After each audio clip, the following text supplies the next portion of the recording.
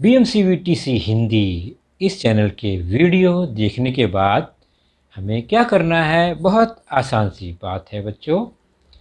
हमें सबसे पहले वीडियो के डिस्क्रिप्शन बॉक्स में जाना है और उसमें कुछ आसान से प्रश्न दिए गए हैं जिसका वीडियो आपने अभी देखा है और उसे हल करने का प्रयास कीजिए।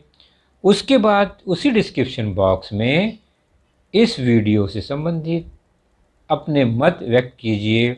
गूगल फॉर्म द्वारा एक छोटा सा लिंक दिया गया है, उसे क्लिक करिए और उसमें एंट्री करिए।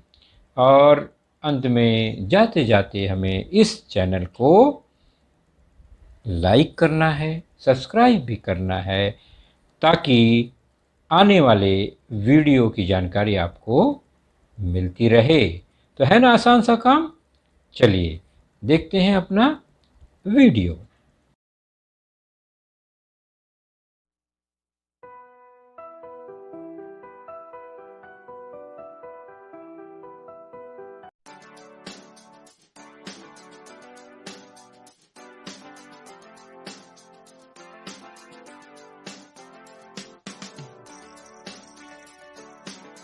जैसा कि मैंने कहा बच्चों, आज की कक्षा, आज का विषय, आज का टॉपिक सब आपके स्क्रीन पर आपको दिखाई देगा। तो आज की कक्षा है 9वीं। आज का विषय है गणित। गणित में भाग दूसरा, जिसे हम ज्योमेट्री या भूमिति भी कहते हैं। और हमारा आज का जो पाठ है वह है आपके पाठ्य पुस्तक से पाठ तीसरा, ट्रायंगल, त्रिभुज, जिसका तीसरा भाग आज हम देखेंगे, जानेंगे, समझेंगे। और मैं हूं आपका वर्चुअल मार्गदर्शक अजय कुमार मौर्य, VTC दादर से। तो शुरू करेंगे। और हमारा जो आज का घटक होगा वह घटक है पहला, समद्विबाहु त्रिभुज का प्रमेय। दूसरा है 30, 60, 90 अंश का गुणधर्म। तीसरा 45, 45, 90 अंश का गुणधर्म। और त्रिभुज की माध्यिका सब त्रिभुज से संबंधित ही है। 30, 60, 90 मतलब हुआ 30, 60, 90 अंश के कोण वाले त्रिभुज। 45, 45, 90 का अर्थ हुआ ऐसा त्रिभुज जिसके कोण 45, 45 और 90 हों। और चौथा त्रिभुज की माध्यिका वह क्या होती है, इस पर हम अंत में चर्चा करेंगे। तो चर्चा शुरू करने से पहले हमने अब तक क्या जाना? तो हमने अब तक जाना है त्रिभुज के दूरस्थ अंतःकोणों का प्रमेय। पहले भाग में हमने देखा। उसके बाद दूसरे भाग में हमने देखा त्रिभुज की सर्वांग समता की कसौटियाँ। अंतःकोण का प्रमेय या दूरस्थ अंतःकोण का प्रमेय क्या है? तो किसी भी त्रिभुज के बहिष्कोण का माप उसके दूरस्थ अंतःकोणों के मापों के योगफल के बराबर होता है। जैसा कि आकृति में आप देख रहे हैं, यह आकृति है, तो इसमें 3 कोण के नाम दिए गए हैं, जिसमें से P और Q त्रिभुज के अंतःकोण हैं और यहाँ पर R पर जो बना कोण है वो बहिष्कोण है। तो बहिष्कोण का माप यह किसके बराबर होता है? दोनों अंतःकोणों के योगफल के बराबर होता है। तो त्रिभुज के बहिष्कोण का माप उसके दूरस्थ अंतःकोणों के मापों के योगफल के बराबर होता है। यह हमने पिछली लेसन में देखा। उसके बाद हम त्रिभुजों के सर्वांग समता की कसौटी पर हमने चर्चा की थी और हमें 4 कसौटियाँ मिली थी। को भू को कसौटी पहली, यानी कोण भुजा कोण कसौटी। दूसरा है भुजा कोण भुजा यानी भू को भू कसौटी। और तीसरा है भू भू भू अर्थात भुजा भुजा भुजा कसौटी। ये सामान्य किसी भी त्रिभुज के लिए है। और चौथा स्पेशल था समकोण त्रिभुज के लिए कर्ण भुजा कसौटी। इन चारों कसौटियों में को और भू का अर्थ आपको पता ही है। भू मतलब भुजा, को मतलब कोण।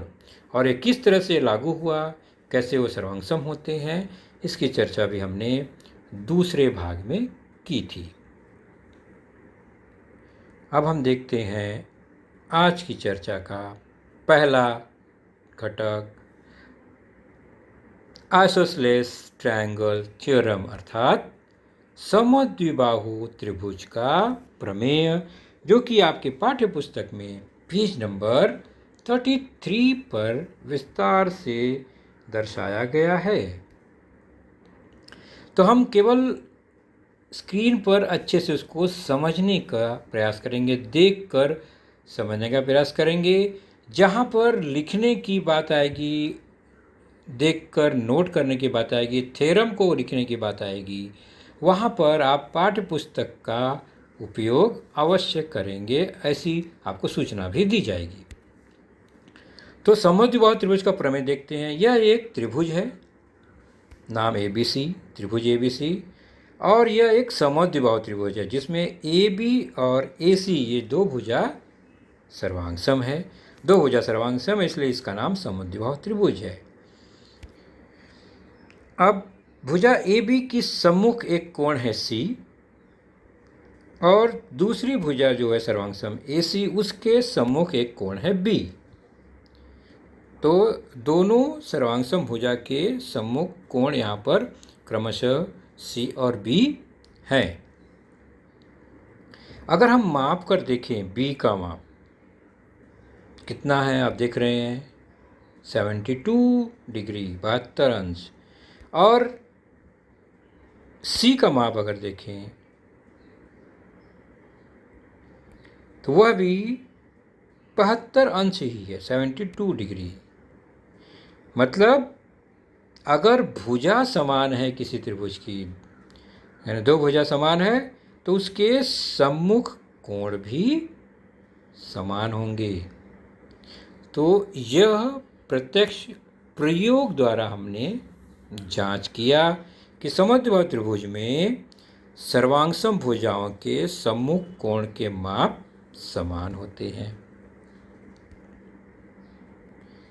इसी गुणधर्म को प्रमेय नाम दिया गया कि यदि त्रिभुज की दो भुजाएं सर्वांगसम हो तो उन भुजाओं के सम्मुख कोण भी सर्वांगसम होते हैं। और प्रमेय को जब हम सिद्ध करते हैं, उसमें दत्त यानी दिया गया कथन, साध्य हमें सिद्ध क्या करना है वह कथन, फिर उसके बाद अगर हमें रचना की ज़रूरत है, कुछ नया बनाना है इस आकृति में, तो रचना लिखते हैं। और अंत में हम कैसे उसको सिद्ध करते हैं स्टेप बाय स्टेप, उसे हम उपपत्ति भी कहते हैं। तो शुरू में दत्त अर्थात किसी भी प्रमेय की जो वाक्य है उसमें दो भाग होते हैं। दिया गया भाग जानकारी यदि से शुरू होता है वह दत्त होता है। तो त्रिभुज की दो भुजाएं सर्वांगसम है, यह दिखाई दे रहा है आपको, ये दत्त है। दत्त है कि दो भुजा एक त्रिभुज की सर्वांगसम है, यह दिया गया है। तो त्रिभुज ABC में भुजा AB सर्वांगसम भुजा AC, ये दत्त है, दिया गया है।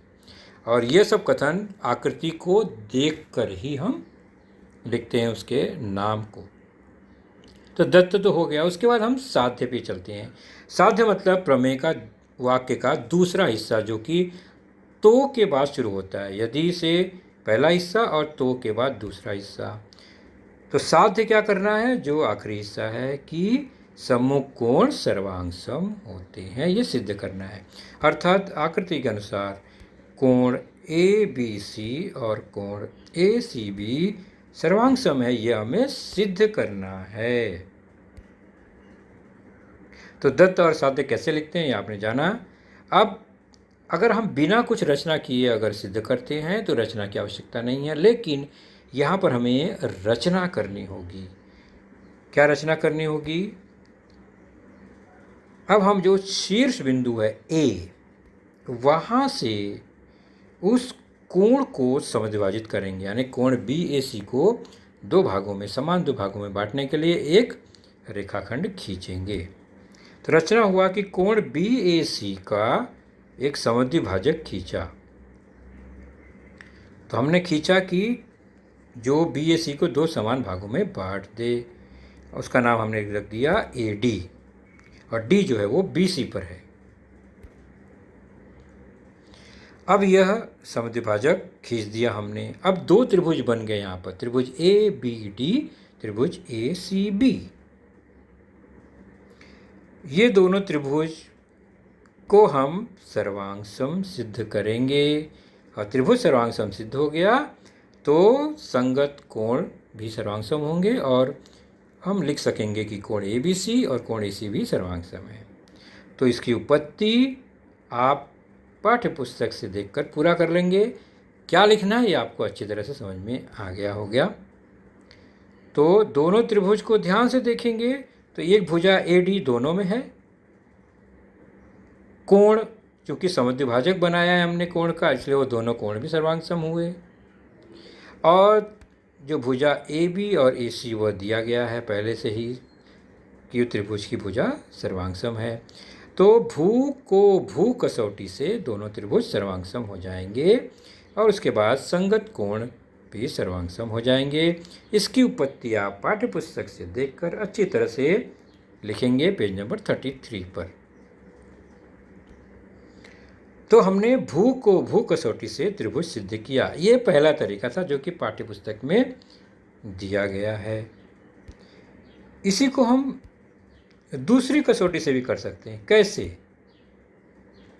चलिए देखते हैं। ये आकृति है, हमने पहले ही जाना त्रिभुज ABC में AB और AC सर्वांगसम हैं, और उसके सम्मुख कोण B और C हैं।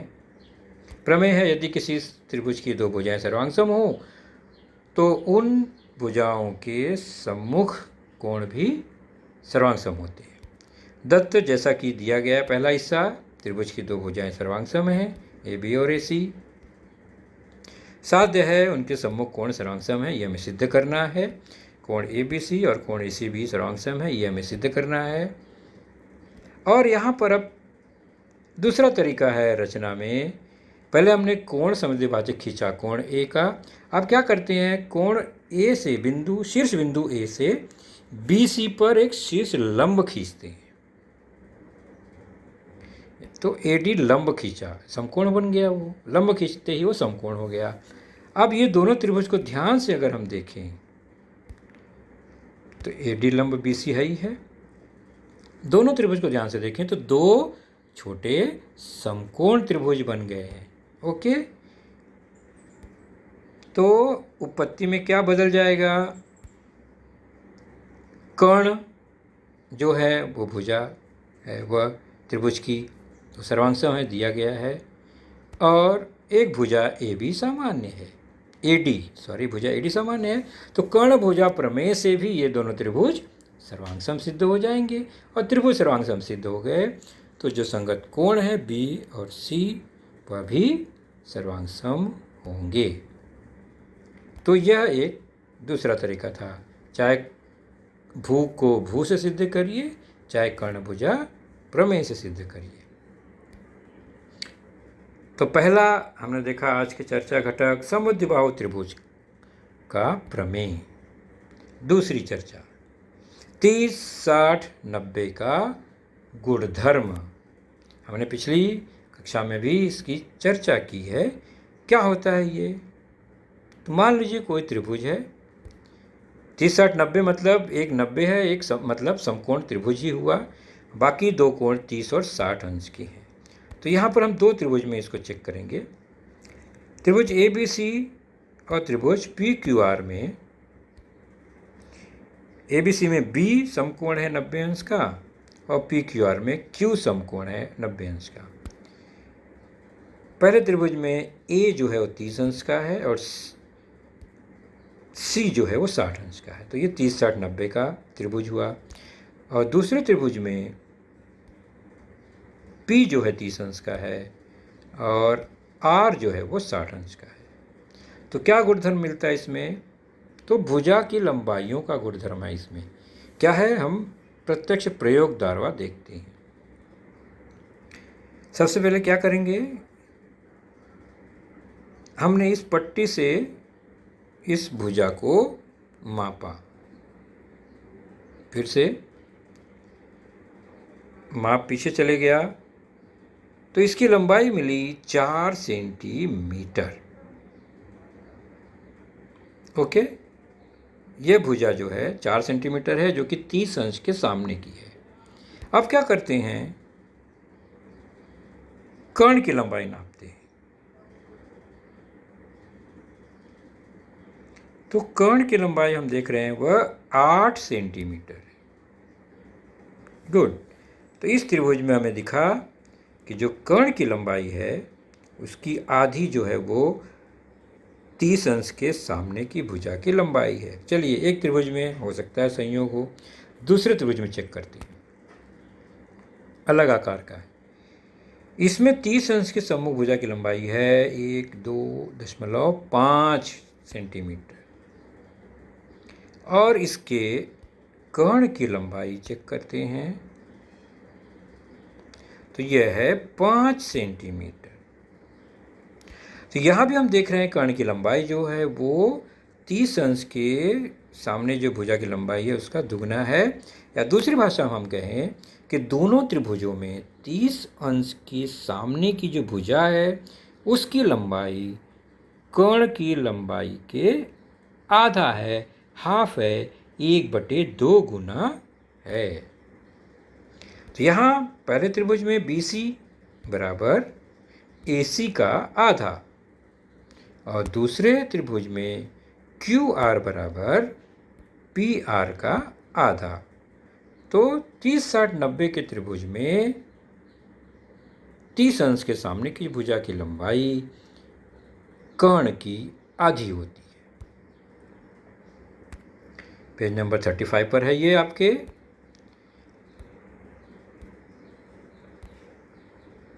तो यह त्रिभुज ABC 30, 60, 90 का यह त्रिभुज, और हमने अभी चेक किया प्रयोग द्वारा कि यदि किसी समकोण त्रिभुज के न्यून कोण 30 तथा 60 अंश हों तो 30 अंश के सम्मुख भुजा की लंबाई कर्ण की आधी होती है। यह 30, 60, 90 का एक गुणधर्म है।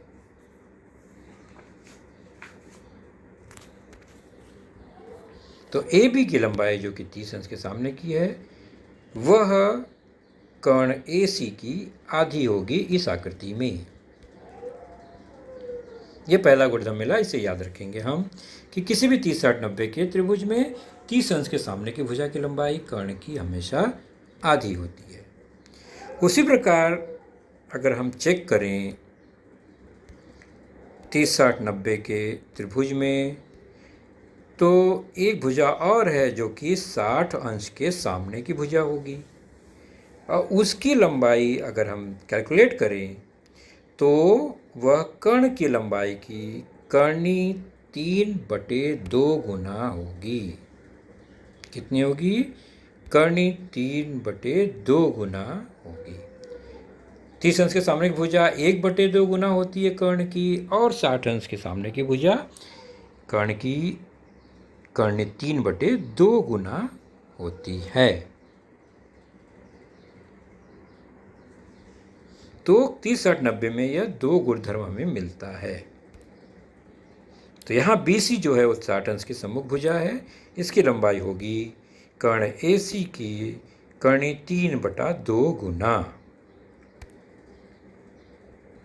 तो 30, 60, 90 में हमें यह दो गुणधर्म मिला भुजाओं की लंबाइयों और कोणों से संबंधित। अब चलते हैं तीसरा गुणधर्म जो कि 45, 45, 90 अंश का गुणधर्म है, यानी ऐसा त्रिभुज, समकोण त्रिभुज जिसकी दोनों न्यून कोण 45, 45 अंश के हैं। तो दोनों न्यून कोण समान अंश के हैं, समान माप के हैं, तो उनकी भुजाएं भी समान होंगी। यह एक तरह का समद्विबाहु समकोण त्रिभुज ही होता है।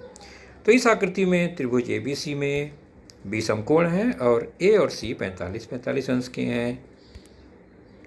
तो AB और AC जो है वो AB और BC यहाँ समान होंगे और इनकी लंबाई जो है वो कर्ण की लंबाई की यानी AC की लंबाई की 1/2 गुना होगा।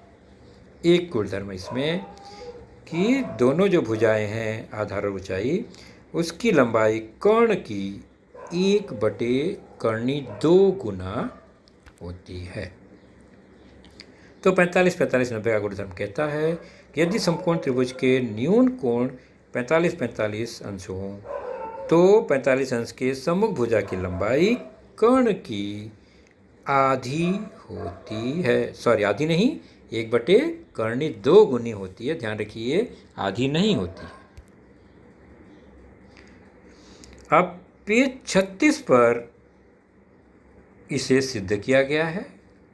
हम उसे फिल इन द ब्लैंक्स, खाली जगह भर लेते हैं। ध्यान से देखते हैं कैसे सिद्ध हुआ ये। तो आकृति में जो भी जानकारी दी गई आपको दिखाई दे रहा है। तो हम सीधे पाइथागोरस प्रमेय लगाएंगे इस समकोण त्रिभुज में, और AB square plus BC square बराबर क्या आएगा? AB square plus BC square AC square.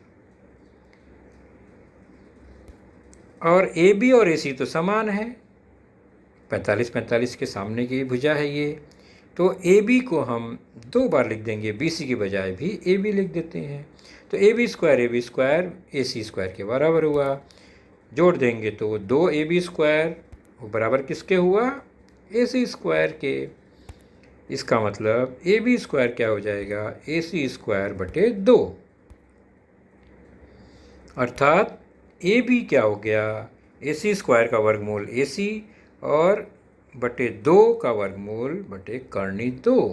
अर्थात AB बराबर 1 बटा कर्णी 2 गुना AC। तो हमें मिला 45 90 का प्रमेय कि 45 अंश के सामने की भुजा कर्ण की 1 बटे कर्णी 2 गुनी होती है। अब है त्रिभुज की माध्यिका। 4 पॉइंट है बच्चों, बहुत आसान है। हमें ऐसा नहीं सोचना चाहिए कि इतने सारे मुद्दे हम सीख रहे हैं। एक एक मुद्दे को बारीक से देखेंगे तो बहुत आसानी से वो याद हो जाएगा। तो चौथा पॉइंट इसमें है त्रिभुज की माध्यिका, पेज नंबर 36 पर। नाम ही है माध्यिका, यानी यह निश्चित किसी मध्य भाग को दर्शाने वाला है। क्या है जरा देखते हैं। कोई भी त्रिभुज है, यहाँ पर 2 त्रिभुज है, त्रिभुज ABC, त्रिभुज PQR। हर त्रिभुज में शीर्ष बिंदु होते हैं, 3 शीर्ष बिंदु। तो हर त्रिभुज के शीर्ष बिंदु के सामने उसकी सम्मुख शीर्ष भुजाएं होती हैं, सम्मुख भुजाएं होती हैं। तो हर भुजा के मध्य बिंदु, अब यहाँ पर हम एक का ही उदाहरण लेंगे। एक त्रिभुज में एक BCA भुजा है, सम्मुख शीर्ष बिंदु A के। उससे BC के मध्य बिंदु को अगर जोड़ें, ये मध्य बिंदु है, नाम दे दिया D। चूंकि ये मध्य बिंदु है इसलिए BD और BC समान होंगे, 2 समान टुकड़ा हो गया। A से D को जोड़ने वाला जो रेखाखंड है, यानी मध्य बिंदु को जोड़ने वाला रेखाखंड शीर्ष बिंदु से, इसे ही कहते हैं त्रिभुज की माध्यिका। तो माध्यिका पहचान लिया आपने, सम्मुख भुजा के मध्य बिंदु को जोड़ने वाला रेखाखंड, यह माध्यिका है। और हर त्रिभुज में 3 माध्यिकाएं खींची जा सकती हैं। दूसरे त्रिभुज में देखते हैं QP, इस भुजा के मध्य बिंदु को दिखाया गया है, नाम है उसका T। इसलिए QT और TP जो है 2 भागों में बट गए समान। अब R से T को जोड़ने वाला जो रेखाखंड होगा वह त्रिभुज PQR की एक माध्यिका होगी। तो यह है माध्यिका। माध्यिका आपने पहचान लिया। तो त्रिभुज के शीर्ष बिंदु तथा उसकी सम्मुख भुजा के मध्य बिंदु को जोड़ने वाला रेखाखंड उस त्रिभुज की माध्यिका होती है। आगे समझ में? तो पहले आकृति में AD माध्यिका है ABC में, और PQR त्रिभुज में RT माध्यिका, एक माध्यिका है जो कि दिखाई गई है। तो सामान्य त्रिभुज की माध्यिका आपने देख ली। अब एक स्पेशल त्रिभुज, समकोण त्रिभुज की माध्यिका क्या है उससे भी देख लेते हैं। बहुत आसान बात है। यह एक त्रिभुज ABC और B पर समकोण है। तो समकोण त्रिभुज ABC, इसकी माध्यिका देखते हैं, समकोण से खींची जाने वाली माध्यिका। तो कर्ण AC का मध्य बिंदु खींच दिया हमने D। अब B से D को जो जोड़ेंगे वो माध्यिका होगी। AD और DC समान ही है। तो ये BD जो है अब इस समकोण त्रिभुज की माध्यिका होगी, जो कि समकोण से खींचा गया है। तो क्या संबंध है इसमें, तो माप कर देखेंगे। कर्ण की लंबाई है यहाँ पर कितनी, आप देख रहे हैं 9 सेंटीमीटर।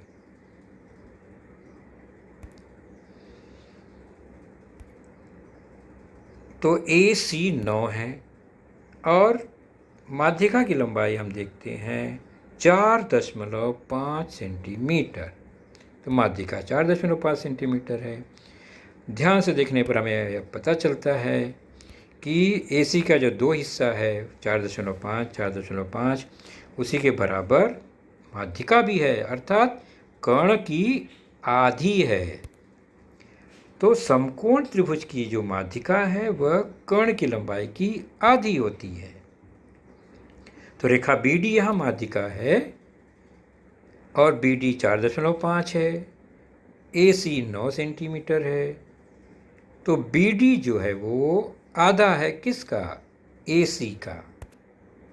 अर्थात समकोण त्रिभुज में कर्ण पर खींची गई जो माध्यिका है, ध्यान रखो कर्ण पर खींची गई माध्यिका वो कर्ण की लंबाई की आधी होती है।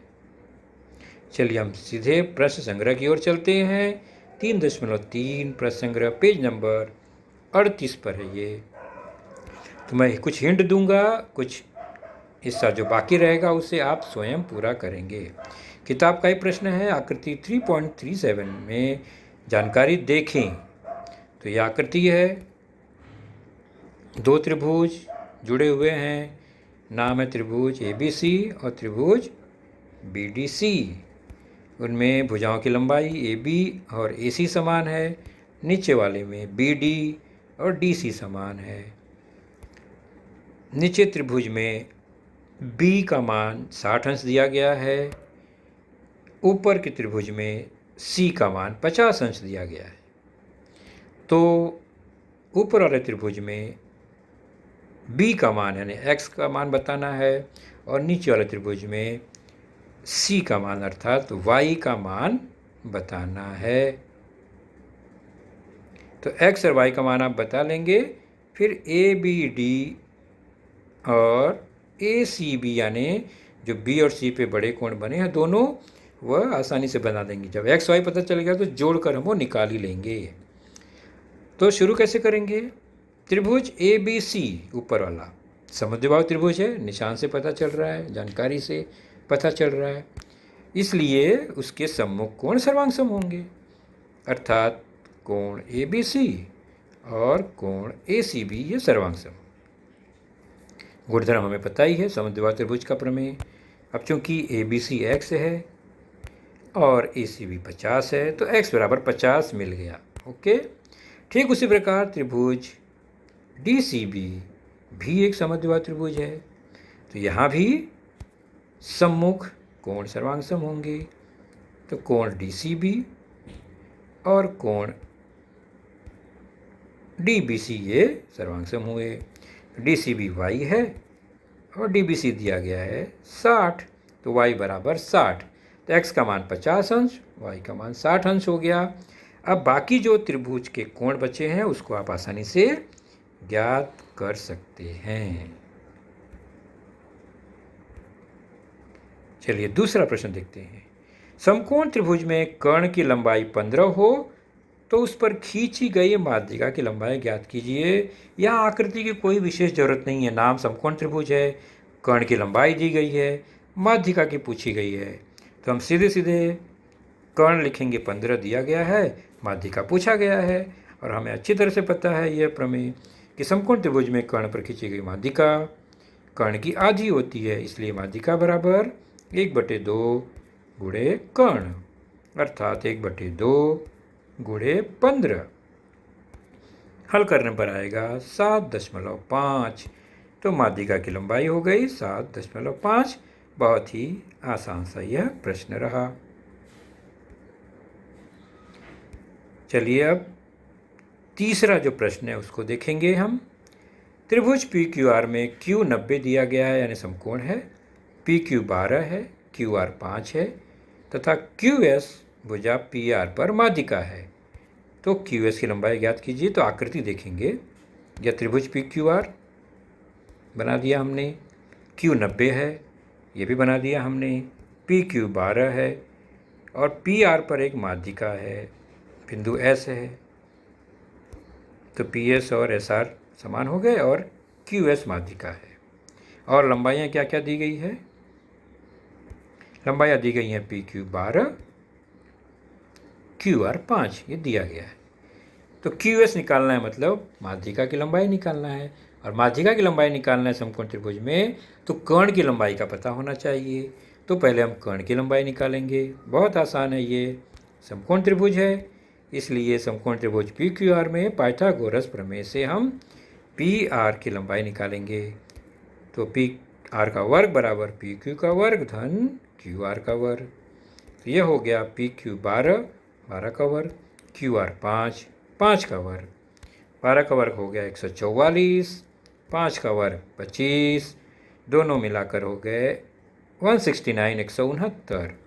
तो पी आर का वर्ग 169, अर्थात पी आर बराबर 169 का वर्गमूल। और यह किसका है वर्गमूल? 169 का वर्गमूल क्या होगा? 13 का वर्ग 169 होता है, तो 169 का वर्गमूल 13। तो हमें मिला पी आर का मान 13, तो कर्ण मिल गया 13। तो अब माध्यिका आप बता ही लेंगे आसानी से, कैसे? तो पी आर 13 मिल गया और हमें अच्छे तरह से पता है क्यू एस माध्यिका है, तो माध्यिका की लंबाई क्या होगी? यह होगी कर्ण की आधी, यानी पी आर की आधी, 1/2 गुणे पी आर। तो कर्ण माध्यिका गुणधर्म हमें पता ही है, तो 1/2 गुणे पी आर, वो है 13। हल कर देंगे तो आ गया 6.5, 6.5। Therefore q s equal to 6.5, q s का मान 6.5 हमें प्राप्त हुआ। तो बच्चों, आपने देखा आज का लेसन, उसके प्रमुख मुद्दों को ध्यान से बार बार दोबारा देखकर समझने का प्रयास कीजिए, क्योंकि एक बार देखने पर किसी को भी वो पूरा मुद्दा समझ में नहीं आता। तो जैसे ही हम 2 बार 3 बार देखेंगे तो हमें वह समझ में आने लगेगा। और इसके आगे की जानकारी जो होगी बच्चों, वह निश्चित ही हमारे अगले वीडियो में होगी। तो उस वीडियो को देखने के लिए, उसकी सूचना प्राप्त करने के लिए जो नीचे सब्सक्राइब का बटन होता है उसे ज़रूर प्रेस कीजिए और नोटिफिकेशन ऑन रखिए, ताकि जैसे ही हमारा लेसन चैनल पर डाला जाएगा आपको वह तुरंत प्राप्त होगा। तो अपना ख्याल रखिए, सुरक्षित रहिए। Thank you.